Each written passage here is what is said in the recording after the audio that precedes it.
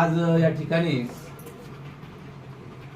आमचे मामा कालवश प्राध्यापक लक्ष्मण वाघमारे एक असं व्यक्तिमत्व होतं की त्या व्यक्तिमत्वाला तोड नव्हती, गर्व नव्हता. पहिली गोष्ट म्हणजे पदाचा गर्व नव्हता. त्या कुठल्याही पदावर आज प्राध्यापक अनेक विद्यार्थी त्यांनी घडवले, अनेक विद्यार्थ्यांचे संसार बसवले, अनेक विद्यार्थ्यांच्या चुली पेटवल्या. आज कितीतरी लोक शिक्षक झाले, प्राध्यापक झाले, मास्तर झाले, अनेक पदावर गेले. त्यांनी त्यांच्या प्राध्यापक पदाचा कधीच गर्व केला नाही, हे त्यांचं एक मोठं वैशिष्ट्य होतं. मी अनेक वेळा त्यांच्याकडं बघत असताना मी बघितलं, मला बाहेर लोक भेटले, त्यांनी सुद्धा सांगितलं की बाबा लक्ष्मण वाघमध्ये एक असं व्यक्तिमत्व होतं की त्यांनी कुणाचा 1 रुपया कधी खाल्ला नाही आणि कुणाला खायला दिला नाही. त्यांनी आपल्या 5 मुली, 1 मुलगा, अतिशय प्रामाणिकपणे शिक्षणाला त्यांनी हे केलं. पण त्यातले त्यात आमच्या मामांनी जरी शाळेत टाकलं असलं तर त्यांचा अभ्यास, सगळ्या गोष्टीचं लक्ष देणं हे आमच्या मामीचा सिंहाचा वाटा होता या गोष्टीमध्ये. आज मामाला जाऊन 3 वर्ष झाले. पहिल्यांदा मामाची ट्रीटमेंट बार्शी या ठिकाणी झाली. माझी मिसेस डिलिव्हरी झाली. मामी त्या ठिकाणी अंबेजोगाई मेडिकल कॉलेजला आल्या आणि मग मेडिकल कॉलेजला आल्यानंतर त्या दिवशी त्यांना फोन आला की बाबा म्हणले आज मामा मला असं झालं. त्यावेळेस त्यांनी वलसनकर हॉस्पिटल सोलापूर या ठिकाणी त्यांना ॲडमिट केलं. त्यावेळेस मामी लगेच गेल्या. एक ठिकाणी मामीची अशी अवस्था झाली की एक ठिकाणी मुलगी होती, एक ठिकाणी नवरा होता. दोघीच्या मध्ये त्या सापडल्या. त्यांना सांगितलं की बाबा जा म्हणजे दवाखान्यामध्ये. त्या दवाखान्यात त्या दिवशी गेल्या.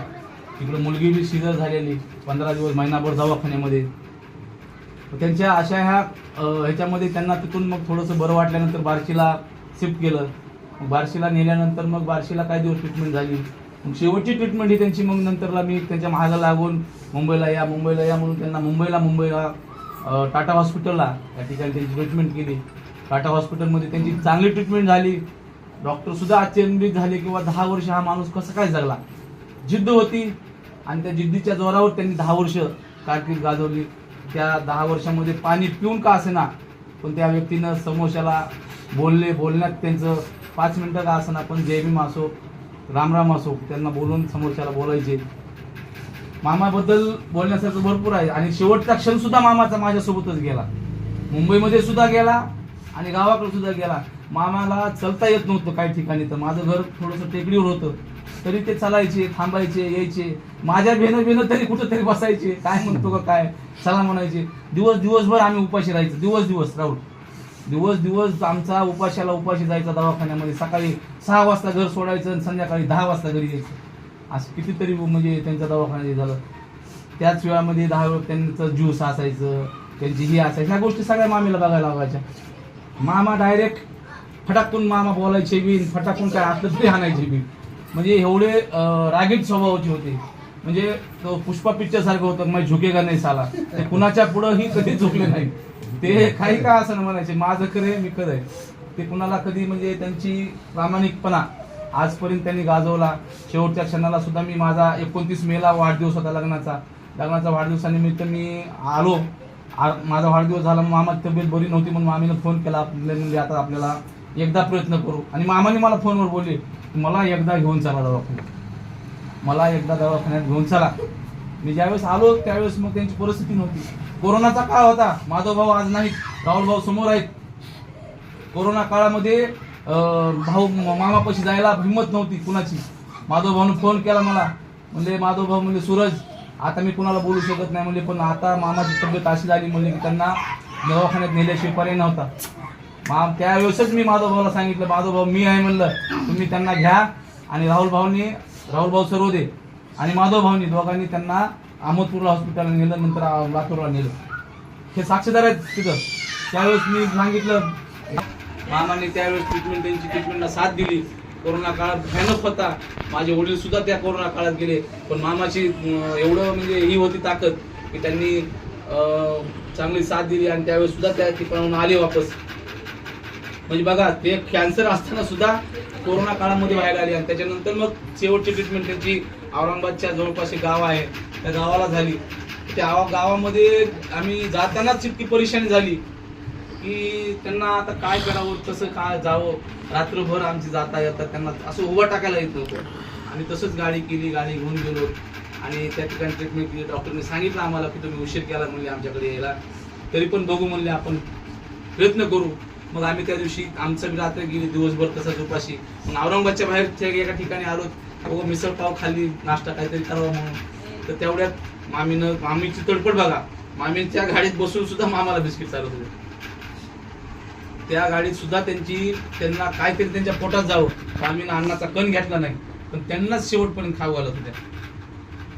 आयुष्यभर तर घातलं, पण शेवटच्या क्षणापर्यंत त्यांनी त्यांच्या काहीतरी त्यांच्या पोटात अन्न जावं, बिस्किट जावं म्हणून ते बिस्किट चालू होत्या. आम्ही 2 मिनिट थांबलो होतो, त्याच क्षणाला त्यांचं म्हणजे हे झालं. मग तिथं आम्ही गेलो, हॉस्पिटलला दाखवलं, दवाखान्यात दाखवलं. मग तिथून आल्यानंतर मग आम्हाला इतकी बही झाली की ते गाडीवाला सुद्धा आम्हाला घ्यायला तयार नाही.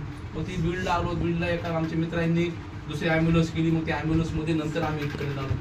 पण सांगायचं तात्पर्य एवढं की मामाचा दुःखित प्रवास होता, पण ते थकले नाहीत, कुठं झुकले नाहीत.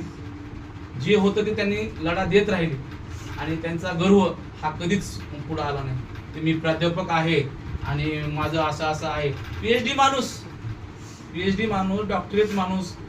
आज नाहीतर आजचे बघितले प्राध्यापक काय 4 दिवसाचं 1.5 दिवसात पोलो उसात म्हणल्यासारख्या गोष्टी आहेत. पण मामाचा गर्व कुठंच हे झालेला नाही. आम्ही आज सुद्धा मानानं सांगतो की बाबा आम्ही प्राध्यापक लक्ष्मण वाघमारे यांचे जावं आहेत. काल सुद्धा फिरत असताना तुम्ही विचारायची की गाडी बघितली की म्हणायची लक्ष्मण वाघमारेची गाडी, तुम्ही कोण आहेत? म्हणजे लोकांना एवढं त्यांचा परिचित आहे गावामध्ये. माधवभाऊनी सुद्धा खूप त्यांना सहकार्य केलं, साथ दिली. आणि आम्ही सुद्धा आता अशोक आहे, अशोकसाठी सुद्धा आम्ही कधी कमी पडणार नाहीत. आम्ही तर त्या अशोकची तर तुम्ही काळजीच करू नका. 4 बहिणी 5 बहिणी आहेत, मेवणी आहेत. आणि अशोकचं कधीच म्हणजे त्याला कुठल्या गोष्टीचं कमी तर पडणारच नाही. मुलगी तर काय, मुलगी 5 जणांनी 5 माणसं बघितली तरी आता भेटत, सगळं मनात आलं तर त्या गोष्टीचं काही नाही. अशोकनं सुद्धा ह्या गोष्टीचं सहकार्य करावं. अशोकनं सुद्धा रोज आईला सहकार्य मदत करावी. आता उगा आजच्या दिवशी उगा डोळ्यात पाणी आणून त्याचा काहीच फायदा होणार नाही. तर कसं आहे की रोज त्या बिचारीला त्रास, तिच्या मागं कुणीतरी खंबीरपणे साथ पाहिजे ना. त्यांनी आता त्याच्याकडे काम आहे, आता त्याची हे आहे, त्याने आज सगळं दुकान घर सांभाळावं. सगळ्या देखत अशोक सांगावं तुला, सगळ्या सोबत एकच सांगण्याचं कारण एवढंच की का तुझ्यावर जबाबदारी नाही. तुला 5 बहिणी सांभाळायच्यात, 5 मन वेगळे आहेत, वेगवेगळ्या पद्धतीनं जायचंय. आज मामीला खूप त्रास होतो त्या गोष्टीचा, वेगळा जावं, ह्याची पद्धत बघा, त्याची पद्धत बघा, त्याला सांभाळा. एक आपल्याला लेकरू सांभाळणे जड चाललंय, एवढे सांभाळणं म्हणजे खूप मोठी गोष्ट आहे. तर बोलण्यासारखं भरपूर आहे मामासारखे. अजून त्यांची मुलगी मुंबई महानगरपालिकेत स्टाफ नव्हतं, आज तिच्याकडं तिच्या हाताखाली 10-20 बाया आहेत कामाला. मुंबईसारख्या शहरामध्ये त्यांची मुलगी, मुंबई साधी बुद्धिवान लोकांशिवाय मुंबईमध्ये पाऊल पडला जागा नाही कोणाला.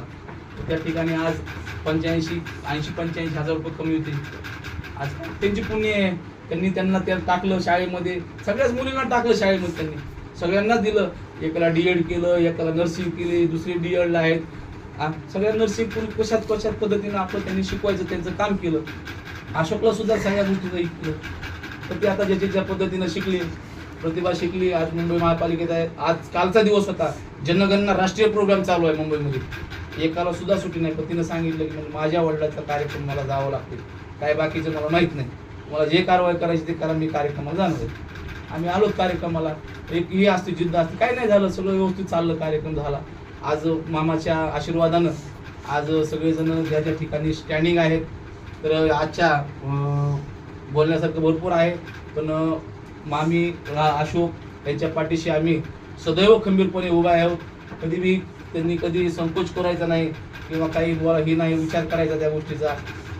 एवढं बोलून मी आजच्या कार्यक्रमाला आपण सगळेजण उपस्थित झालात त्याबद्दल मी अशोकतर्फे सगळ्यांचं धन्यवाद व्यक्त करतो.